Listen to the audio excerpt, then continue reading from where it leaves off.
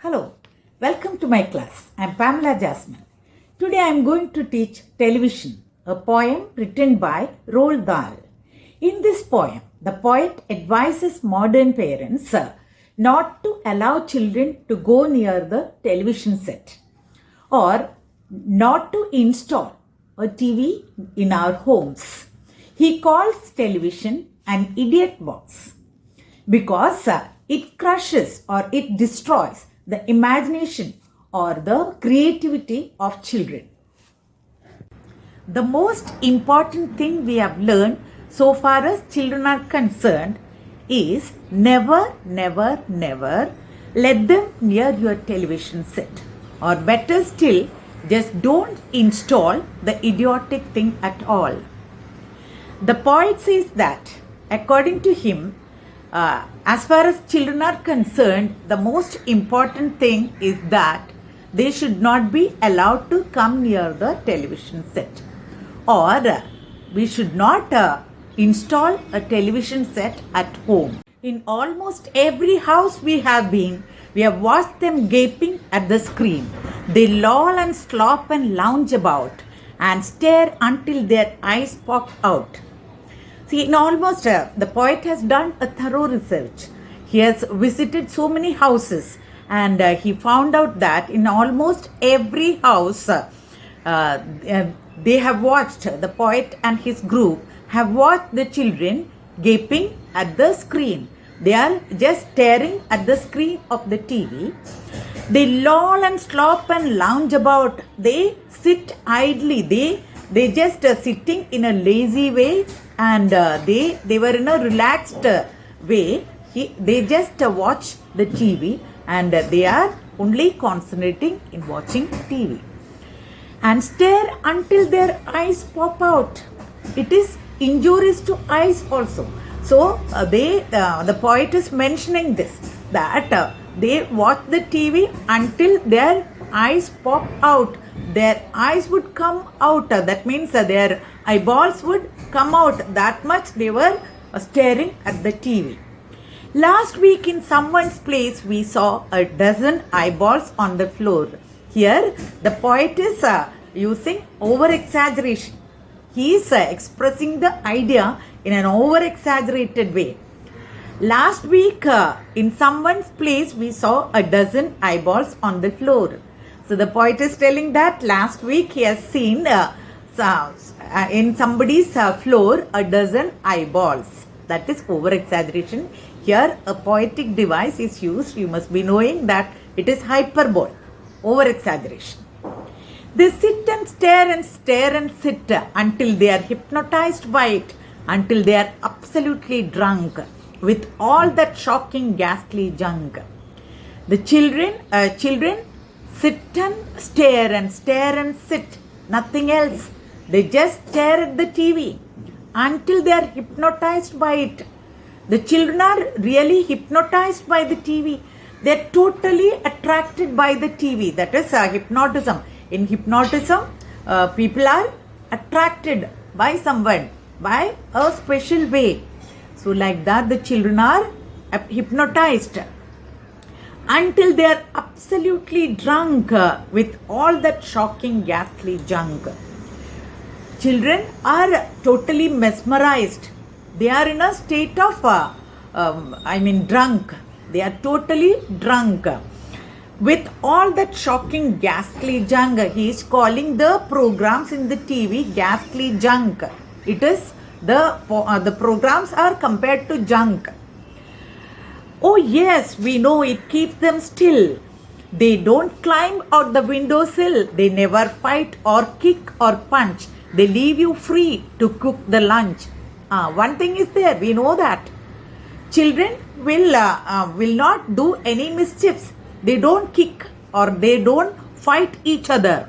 And you can keep them still. He is calling the parents.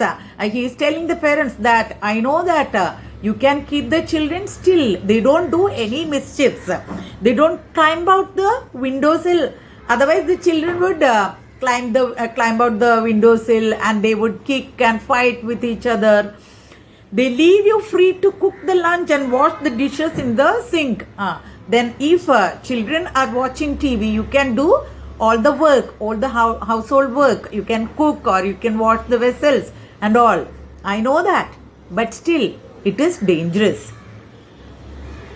But did you ever stop to think, to wonder just exactly what this does to your beloved thought? But do you think what this watching the TV, what are the ill effects of watching TV throughout? What is this doing to your tiny thoughts, your loving children? See, but did you ever stop to think, to wonder just exactly what this does to your beloved thought? Do you ever think that what this does, what this watching of TV does to your children? It rots the sense in the head, it kills imagination dead. It rots or it spoils the brain of the children, and it kills imagination dead. It kills the children's imaginative power. It kills the imagination dead. It clogs and clutters up the mind. It makes a child so dull and blind. See, the poet has written these lines in full capital letters because this is that important to the modern generation. It clogs and clutters up the mind. It just clogs the mind. It dulls the mind of the children. It makes a child so dull and blind.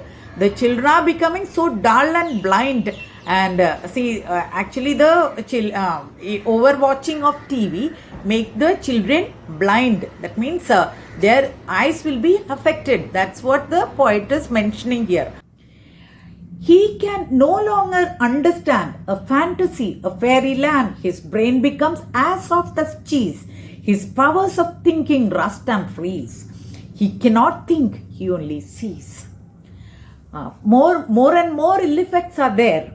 He can no longer understand a fantasy, a fairyland. The poet, the children only stare at the TV and they only see the program. They don't understand anything. So the child's ability to understand the fantasies and fairylands, the fairy tales like Cinderella and other stories, other fairy tales, they cannot understand. His brain becomes as soft as cheese. Their brain becomes useless and it becomes as soft as cheese. His powers of thinking rust and freeze. His power of thinking, children's power of imagination and thinking and creativity becomes frozen. He cannot think, he only sees. The children won't think anything. They only stare and see.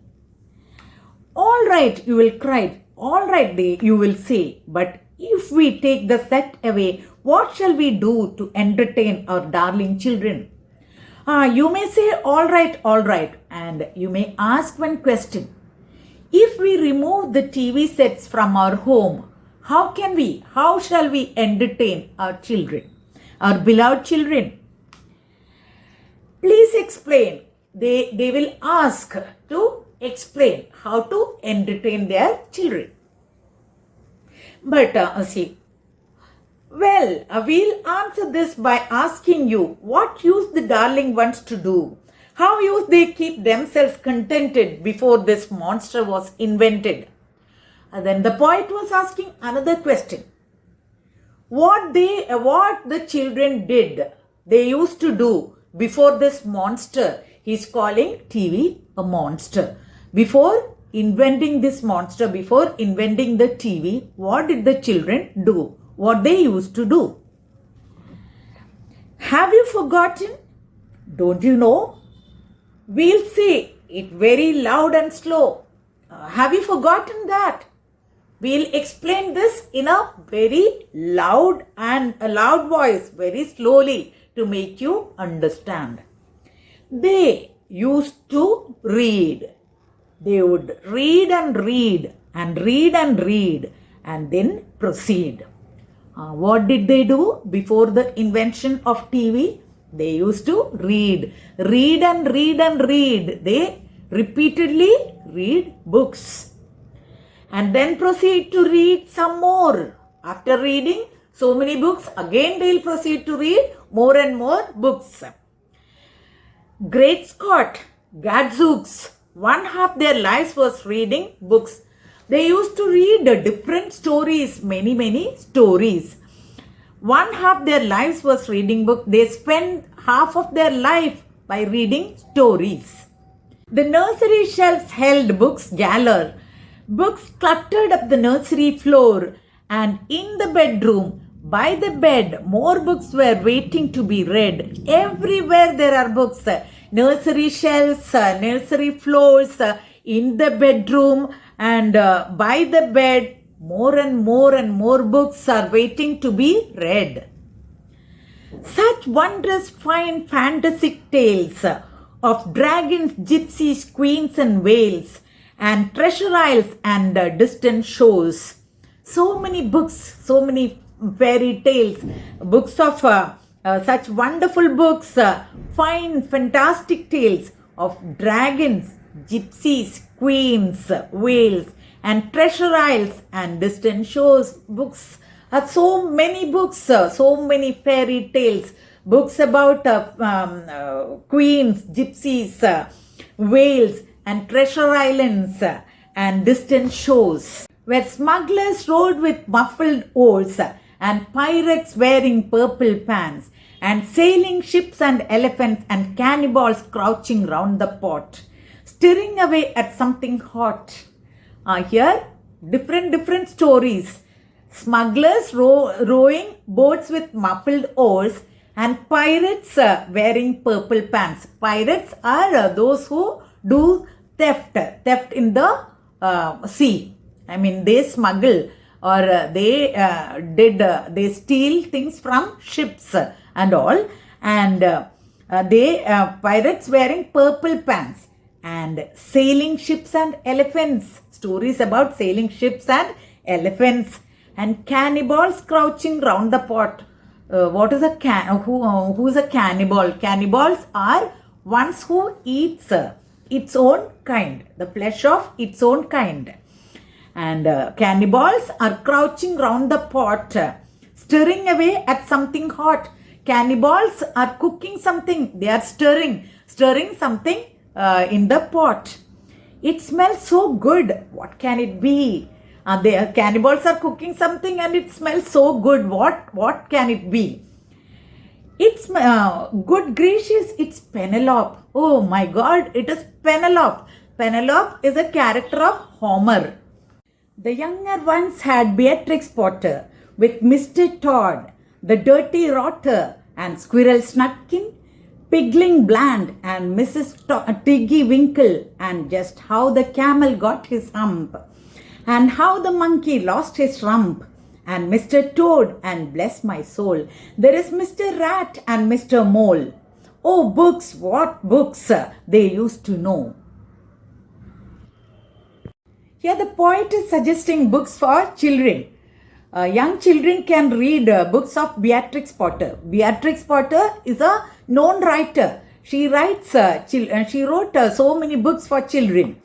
And the books about, books with Mr. Todd, the dirty rotter. These are characters of Beatrix Potter's stories for children. Mr. Todd, the dirty rotter, the Squirrel Nutkin, Pigling Bland, and Mrs. Tiggy Winkle, and just how the camel got his hump. Beatrix Potter has written how camels got their hump, and how the monkey lost his rump, how monkey lost its back part, and Mr. Todd, and bless my soul, there is Mr. Rat and Mr. Mole. See, Mr. Todd, see, these are all the animals are characterized. Oh, books, what books they used to know, those children living long ago. So please, oh please, we beg, we pray, go throw your TV set away. Now the poet is telling that the children of long ago used to read so many wonderful books.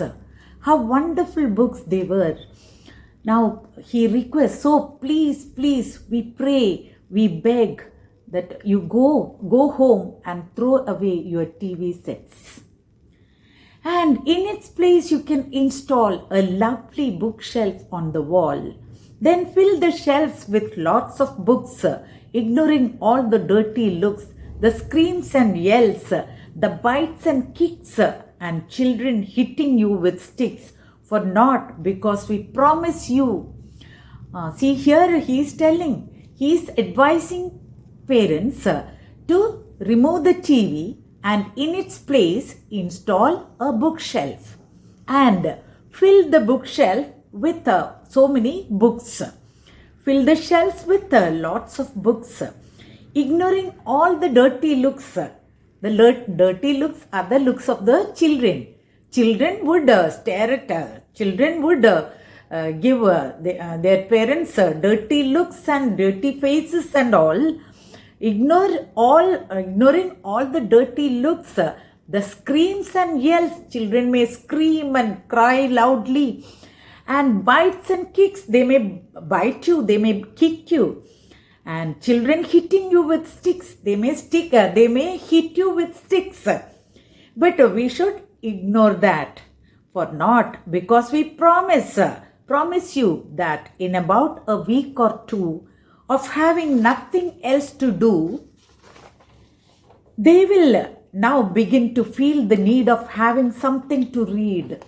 So after a week or two, see here the poet is promising the parents that after a week or two, the children would realize the need of doing something, or they would realize the need of reading books, because they don't have TV to watch. So they would realize that reading books is very good. They will now begin to feel the need of having something to read. And once they start, oh boy, you watch the slowly growing joy that fills their hearts. And once they start reading, you can understand, you can realize how joyful they will be. And you watch the slowly growing joy that fills their hearts. You can see their hearts will be filled with joy when they start reading books. They will grow so keen, they'll wonder what they would ever seen in that ridiculous machine. They will grow so keen. They will grow so keen, they will wonder what they had ever seen in that ridiculous machine. Then they would realize what they had seen in that ridiculous machine. He is calling TV a ridiculous machine. That nauseating, foul, unclean. That nauseating, foul, unclean. He is calling TV nauseating. That means feel like vomiting. Foul, unclean. Repulsive television screen. He is using so many words to describe TV. That means so many negative words to describe TV. And later, each and every kid will love you more for what you did. Then later they would realize and they would love parents so much for doing this good things. That means will love you more for what you did. What they did? They removed TV and installed a bookshelf and filled the shelf with so many wonderful books. So they would realize what their parents did. Their parents have done a very good thing in their life. The themes. The poet presents TV as an idiot box because nowadays modern children are addicted to gadgets. They are addicted to TV, mobiles and other gadgets. So their creativity is lost. Children are just watching the programs without understanding it. They are just seeing. So their creativity is destroyed. That's why the poet is presenting TV as an idiot box and he calls it a monster. So he is advising parents to remove TV from their homes and install bookshelves. and filled with so many books in TV's place. Next theme, death of imagination. By watching TV, they are not imagining things. They cannot understand the fairy tales, and their vocabulary and creativity are getting destroyed. See, their mind gets clogged and cluttered. They become dull and thus loll and slop and lounge about. That's why poet is telling their imagination is dead. Importance of reading books. Here the poet is stressing the importance of reading books in this poem. He requests parents to remove TV and install a bookshelf in that place filled with books. By reading, children are transferred to another imaginative world, and they can travel to those that imaginary world, and their creativity is improved. That's why the poet is praying and requesting modern parents not to allow children to watch TV and encourage them to read more and more books. Now let's discuss the poetic devices of this poem. So first of all, we'll discuss the rhyme scheme. It has a perfect rhyme scheme that gives a very good effect to the poem. The poet has carefully divided each and every line into many parts and brought a perfect rhyme scheme. See here, first and second line ended with D. See, learned, concerned. And here, let, set, T. Install, all, L. So the rhyme scheme is A, B, C. Here also, see, been, screen. So N. And about, out. Don't see the lines in the brackets. And here, sit, it. So here also, A, B, C. That's the rhyme scheme. Here we can see over exaggeration. Last week in someone's place we saw a dozen eyeballs on the floor. That is an over exaggeration. Here the poetic device is hyperbole. Personification. Here we can see television presented as a human with the ability to kill. And same way, imagination, the abstract idea is presented as a human. Imagination dead. So here we can see personification. Synecdoche is another figure of speech. It's a figure that is a figure of speech in which a part is put for the whole or the whole for a part. So here the younger ones had Beatrix Potter. Here the name of the author Beatrix Potter is used to represent all her works, such as The Tale of Squirrel Nutkin, The Tale of Mr. Todd, and The Tale of Pigling Bland. Poetic device used is typography. It refers to the style, arrangement, or appearance of printed letters on a page. The poet has used hyphens in many parts of this poem to join two clauses. Here you can see, never let them near your television set, or see here these two clauses are joined by a hyphen. Again, see here also it is used. And wash the dishes in the sink. But did you ever stop to think? See here also two clauses are joined by a hyphen. And the poet has also used a variation in font. See, to put emphasis on the negative impacts of TV on children, the poet has used capital letters from line 25 to 33.